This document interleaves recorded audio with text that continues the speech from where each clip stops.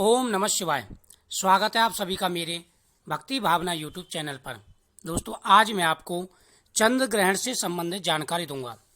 यह साल 2021 का आखिरी चंद्र ग्रहण रहेगा, जो कि कार्तिक पूर्णमासी को पड़ने जा रहा है। खंडग्रास चंद्र ग्रहण, इसका विशेष प्रभाव रहने वाला है और साल का यह आखिरी चंद्र ग्रहण है। उसके बाद में फिर आखिरी सूर्य ग्रहण आएगा। तो संपूर्ण जानकारी आपको इस वीडियो के माध्यम से मैं दे रहा हूँ। जो भी चैनल पर पहली बार आए, चैनल को सब्सक्राइब करें, बगल में बेल आइकन बटन को जरूर दबाएं मेरी हर वीडियो का नोटिफिकेशन पाने के लिए। यह ग्रहण 19 नवंबर 2021 शुक्रवार कार्तिक पूर्णिमा को सायंकाल चंद्रोदय के समय भारत के सुदूर पूर्वी राज्यों अरुणाचल प्रदेश तथा आसाम राज्य के सुदूर केवल पूर्वी क्षेत्रों में ही स्वल्प ग्रसोदय के रूप में बहुत ही कम समय के लिए दिखाई देगा। लेकिन एक चीज का ध्यान रखेंगे कि इस ग्रहण का प्रभाव लगभग 8 राशियों पर बहुत ही ज्यादा शुभ रहेगा। 4 राशि वालों को विशेष ध्यान भी रखना होगा, जिनकी जानकारी मैं आपको दूंगा। पहले आप ये देख लीजिए कहां कर पड़ेगा। ये विशेष रूप से यह पूर्वी सुदूर देशों में दिखाई देगा। जिन पूर्वी सुदूर नगरों में यह ग्रहण दिखाई देगा, वहां चंद्रमा ग्रस्त ही उदय होगा और उदय के कुछ ही मिनटों बाद यह ग्रहण समाप्त भी हो जाएगा।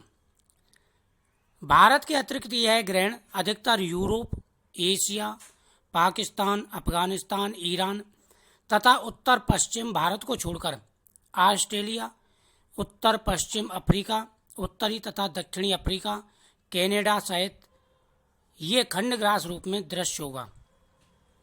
भारत के अनुसार इस ग्रसोदय खंडग्रास चंद्र ग्रहण का स्पर्श तथा मुख्य इस प्रकार से रहेगा।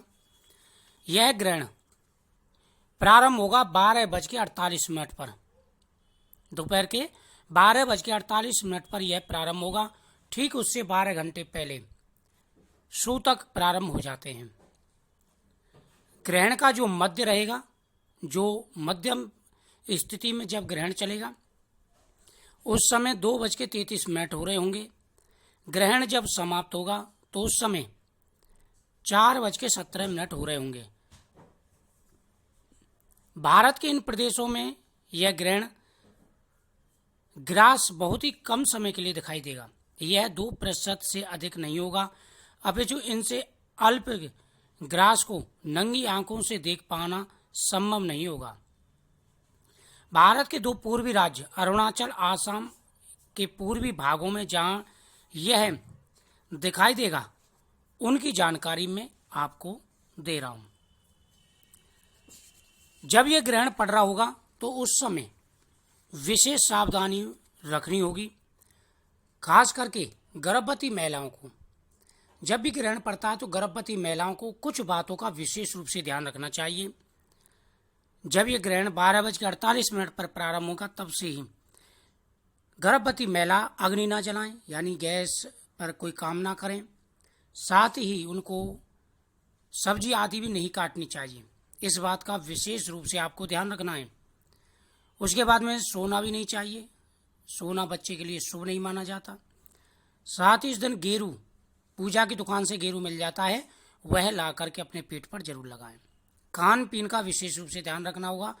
जब ग्रहण चल रहा हो तो उस समय खान पीन का विशेष ध्यान रखें, कुछ भी खाए पिए नहीं। इन बातों का विशेष रूप से आपको ध्यान रखना होगा, क्योंकि छोटी छोटी जो बातें हैं ग्रहण काल में वह सीधा बच्चे पर प्रभाव डालती हैं। जब ग्रहण पड़ रहा हो उस समय जाप आदि का विशेष महत्व होता है। क्या ग्रहण वाले दिन व्रत पर्वों का अनुष्ठान करना चाहिए?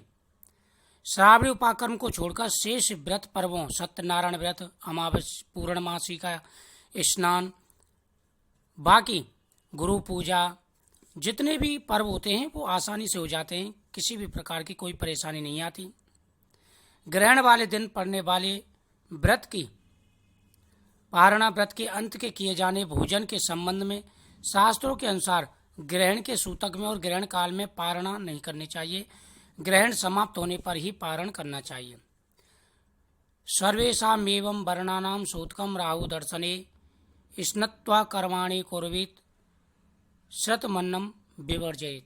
अर्थात जब ग्रहण पड़ रहा हो तो उस समय कोई भी पर्व पड़ जाए या कोई भी त्योहार पड़ जाए तो उस समय खान पीन का विशेष रूप से ध्यान रखा जाता है। तो यह 12:48 से लेकर के 4:15 बजे तक विशेष रूप से गर्भवती महिलाओं को ध्यान रखना है। अब मैं राशियों की जानकारी दूंगा, कौन कौन सी राशियां किस स्थिति में इस दिन रहने वाली हैं। देखो, सबसे पहली जो राशि है वह मेष राशि है, जो ज़्यादा प्रभावित होगी। मेष राशि के अंदर चंद्रमा रहेंगे 18 तारीख को, और 19 तारीख को यह ग्रहण पड़ने वाला है। तो वृषभ राशि वालों को, मेष और वृषभ, इन दो राशि वालों को विशेष रूप से ध्यान रखना होगा। इनका प्रभाव सीधा सीधा इन पर पड़ेगा, लाभ भी मिलेगा और साथ में परेशानी भी हो सकती है। अगली जो राशि है वह है वृश्चिक राशि। वृश्चिक राशि वालों को विशेष रूप से सावधानी रखनी होगी, क्योंकि राहु का सीधा सीधा प्रभाव है वृश्चिक राशि पर, साथ में केतु भी है। तो इस बात का विशेष रूप से आप ध्यान रखें, पूजा पाठ पर ज़्यादा ध्यान दें। साथ ही इस दिन मकर राशि, तो मेष, वृष, वृश्चिक और मकर, ये 4 राशि ऐसी हैं जिनको विशेष रूप से सावधानी रखनी होगी। आपके लिए योग अच्छे हैं, हर प्रकार का योग अच्छा रहेगा, लेकिन उतनी सावधानी भी आपको रखनी है। बाकी मिथुन, कर्क, सिंह, कन्या, तुला, धनु, कुंभ, मीन, ये 8 राशि ऐसी हैं जो इस दिन लगभग बहुत ही भाग्यशाली रहने वाली।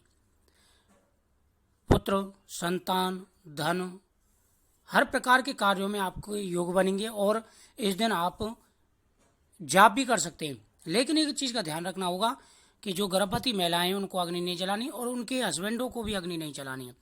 जैसे आप सोच रहे हो कोई दीपक वगैरह जला करके हम अनुष्ठान वगैरह कर लें, तो आपको ऐसा नहीं करना है। साथ ही दान पुण्य का विशेष रूप से ध्यान रखना है। जब ग्रहण समाप्त हो जाए तो आप गेहूँ, मसूर की दाल, फल, मूरी आदि चीज़ें जो है दान करें, इसका विशेष महत्व होता है। और साल 2021 के आखिरी सूर्य और चंद्र ग्रहण की जानकारी मैंने आपको दी है। सूर्य ग्रहण की जानकारी आपको जल्दी ही मिलेगी, जो साल के आखिरी चंद्र और सूर्य ग्रहण हैं।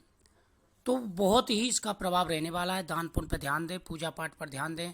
साथ ही जब ग्रहण पड़ रहा हो तो गर्भवती महिलाएं गेरू जरूर लगाएं। गेरू का विशेष महत्व है, गेरू से बच्चे पर प्रभाव नहीं पड़ता है। गर्भवती महिलाएं 5 बातों का ध्यान रखें जो मैंने बताई। अग्नि ना जलाएं, फल सब्जी ना काटें, सोना नहीं चाहिए, खाना नहीं खाना चाहिए, नाखून आदि नहीं काटने चाहिए। तो इन बातों का विशेष रूप से आपको ध्यान रखना है। तो मुझे उम्मीद है आपको ये जानकारी बहुत ही अच्छी लगी होगी। तो इस वीडियो को शेयर करें जिससे सबको ग्रहण के बारे में जानकारी प्राप्त हो सके।